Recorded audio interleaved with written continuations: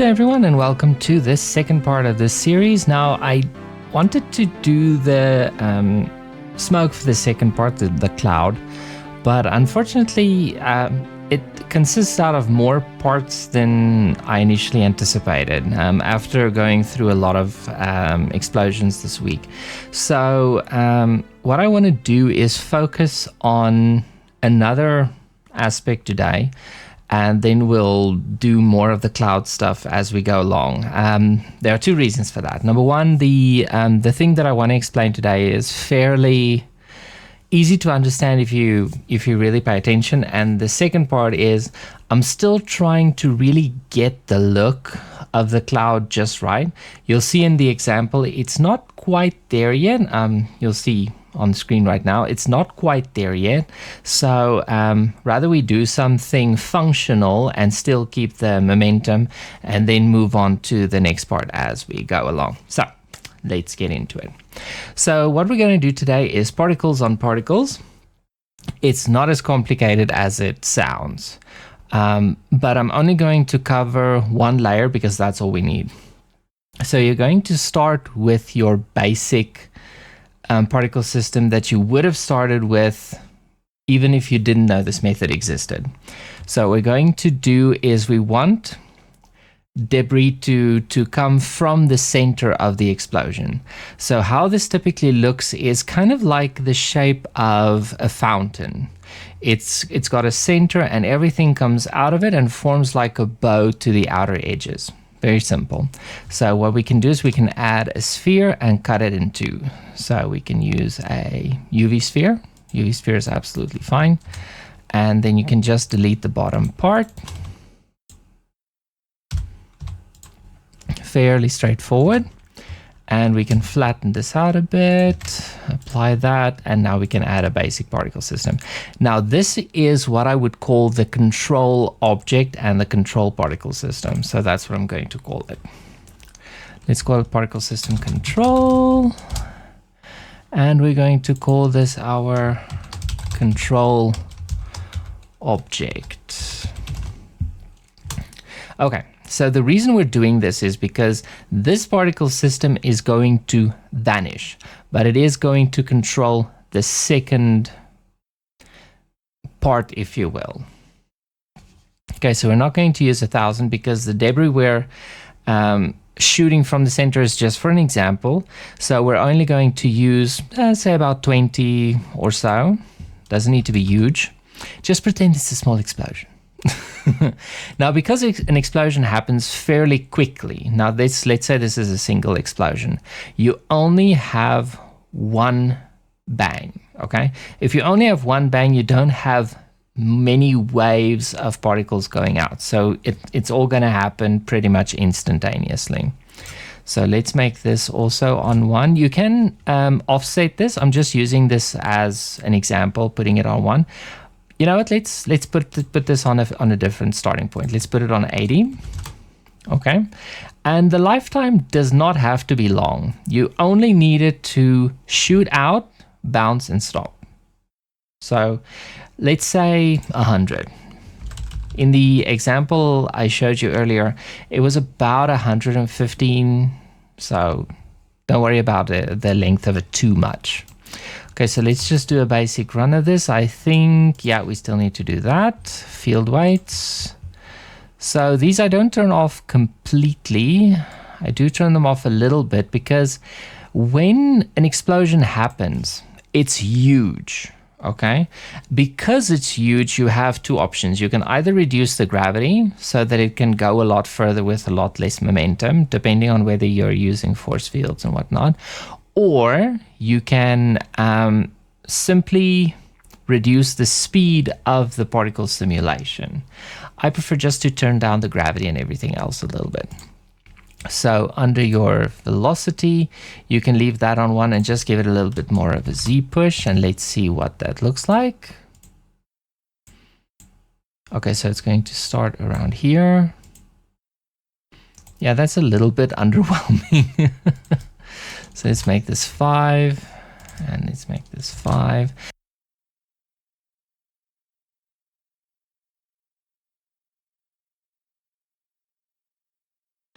the way it's going to go.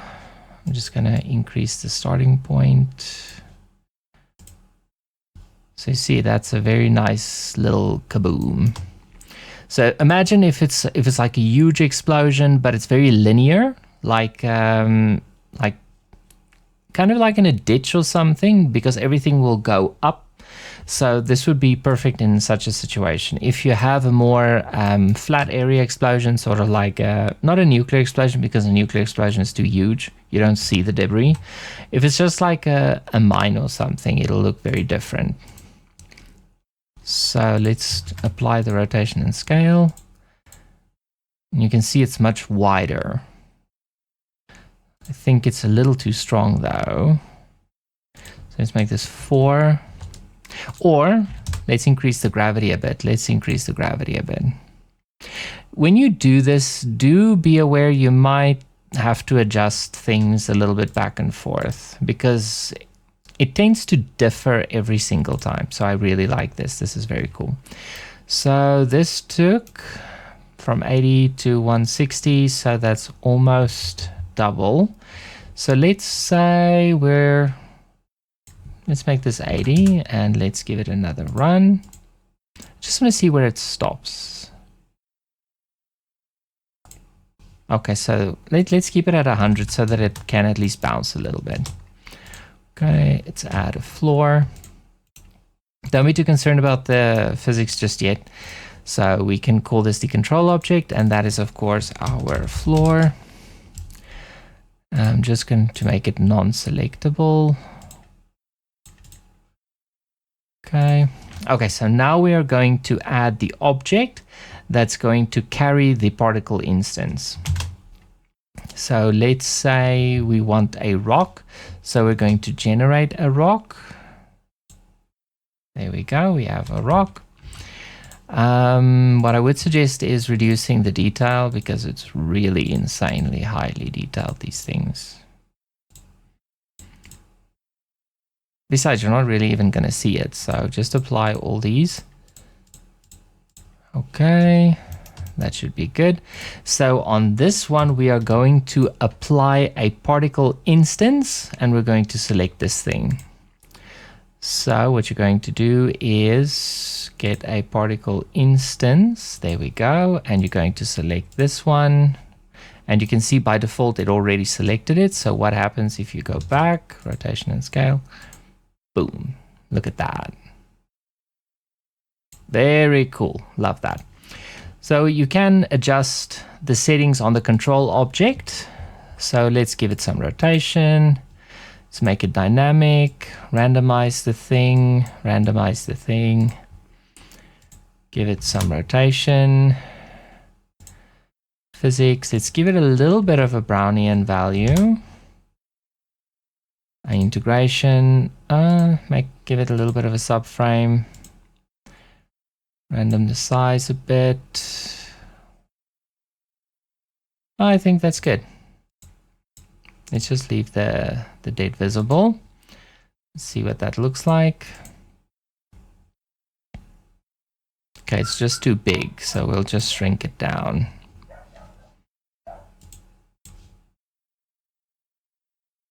I'm thinking we're going to have to shrink. Yeah, we're going to have to shrink the actual shape down. That's fine. Okay, so just going to shrink down the actual shape. There we go. Okay, it's still too big. Still too big. I think that'll do. Like I said, this is just an example, so we're not going to be overly stressed out about it. Okay, so the control object you now want to mute or turn off. You just don't want it to render when this thing renders out. So what I typically do is I just turn it off completely, because you can still click on it and change stuff. So that's fine. I'm just going to bake this. Okay, so there you can see that. Very cool. So on this one, you can now apply a new particle system. So you have then particles on particles. So we're going to add a particle system, and we're going to say source and use modifier stack random. And because it's going at the same length, let's make it 100 and start it at, let's also start it at around 80.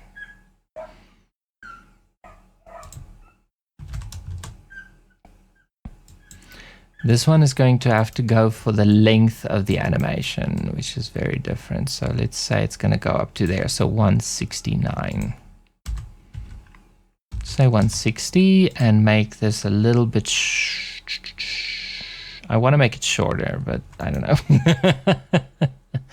Like I said, this is very subjective. It just depends on what you're going for. Now, because smoke is obviously a lot lighter than general debris, in fact, it kind of just hangs in the air or goes wherever the wind will. You can add a little bit of variety with Brownian, and then you can use object. For object, you can use a sphere for now. Let's just get, not an icosphere. I typically like to add a round cube because it's just even on all sides. So just select quad sphere and of course reduced resolution. 4 should be enough. Okay, so let's just take this out of the way. Okay, that's selected, and our source object would be the thing over there. And of course, gravity. You can add a little bit of gravity, but honestly, you can kind of just turn it off because it's going to fade over time anyway. So if we go back, look at that. So we can just reduce the Brownian to be 0.1, and we can increase the particle amount quite significantly. Let's make it 20,000. I think we can get away with 20,000. That's very cool. Okay, I think it's set to normal. Yeah, we just have to reduce that. That's better. Okay, so now we can mess with the plane, like I said earlier, and you can add collision. You can add a little dampening, a little there, a little friction, a little there, and a little bit of stickiness. Oh, sorry, stickiness, not the permeability. Okay, and then we rebake the particle system from before. As you can see, it bounces now.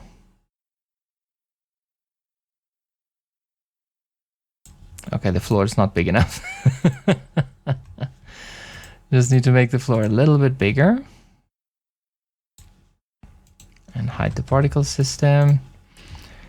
And let's rebake this one. Okay.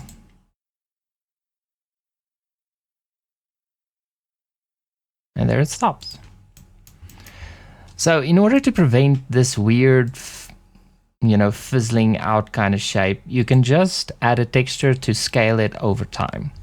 So that's very easy. You've seen me do that a billion times before, so let's do it again. Let's go down here to textures. Add a new one. Let's call this size over time. And let's just select a blend and size, of course, and strands and particles. Now, a trick to remember here is that, at least with earlier versions of Blender, it would not be stable or reflect the same as in the viewport.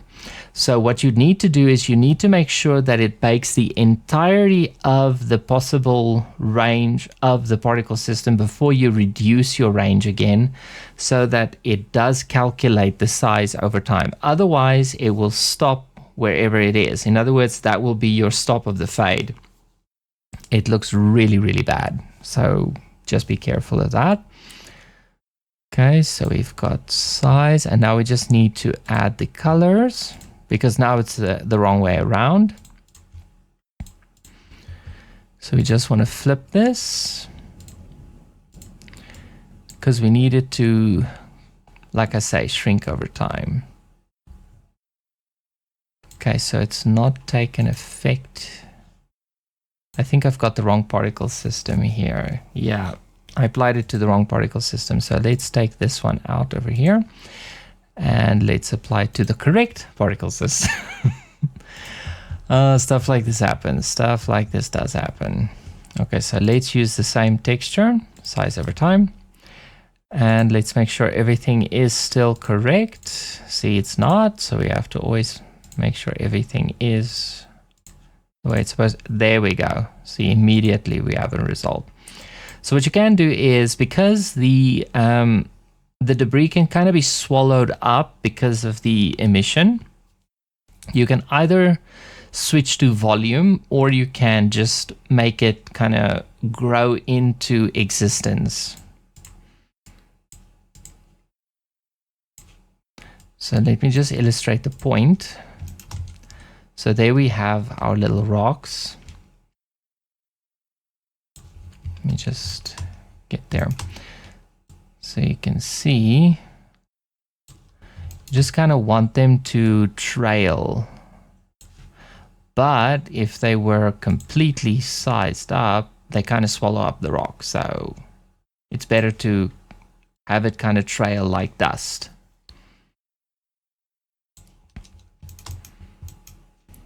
Okay, so that's very cool.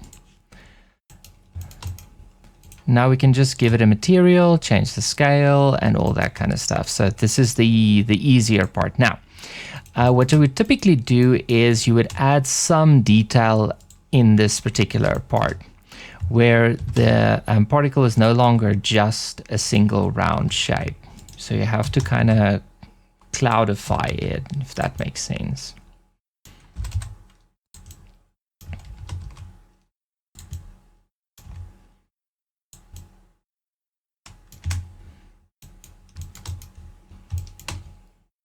Just gives you a little bit more detail. Look at that. Very pretty. Okay, we can bake this with a little bit of a larger scale. I think what I'm going to do is I'm going to change the source to be volume, so that the trails are just a little bit thinner. And then I'm going to bake it. There we go. And of course we do want rotation, so I'm going to delete the bake, I'm sorry. Add a little bit of rotation to this.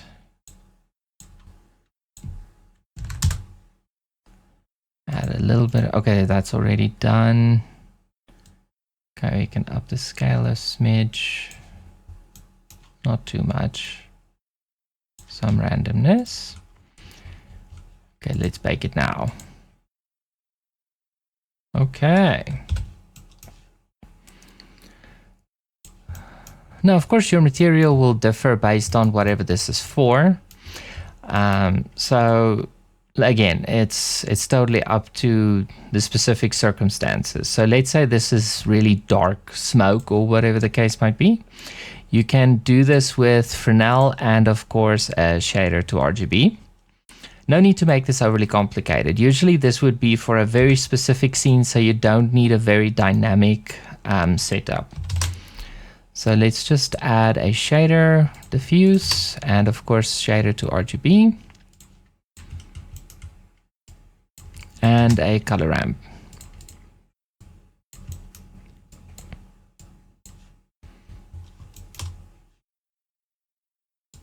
Okay, this is for the rock. Hey, so I keep picking the wrong stuff tonight. It's just one of those things.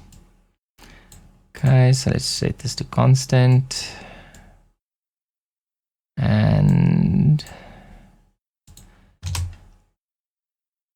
we can just multiply this over something. Let's say it's hot, okay? And let's take an emission and let's make it 2 or 3, maybe a lot more. Let's make it 5 or 20. Let's reduce the saturation. Okay. Let's make the ground a little darker.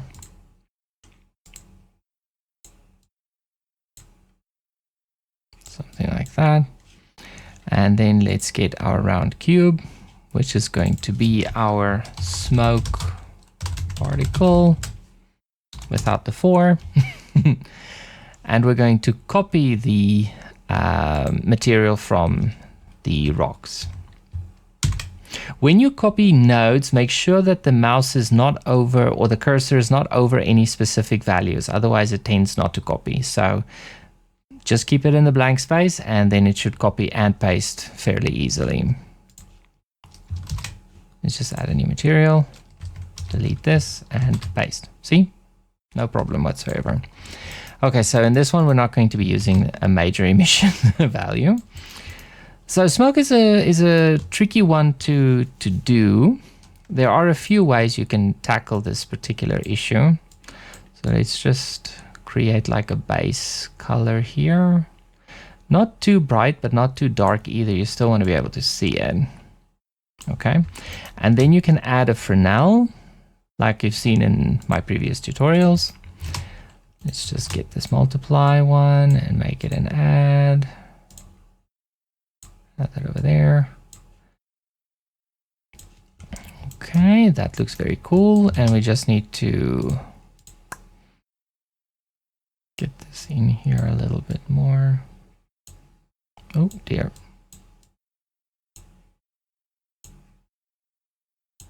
Let's set it to constant. Something like that. And of course we want to reduce it big time.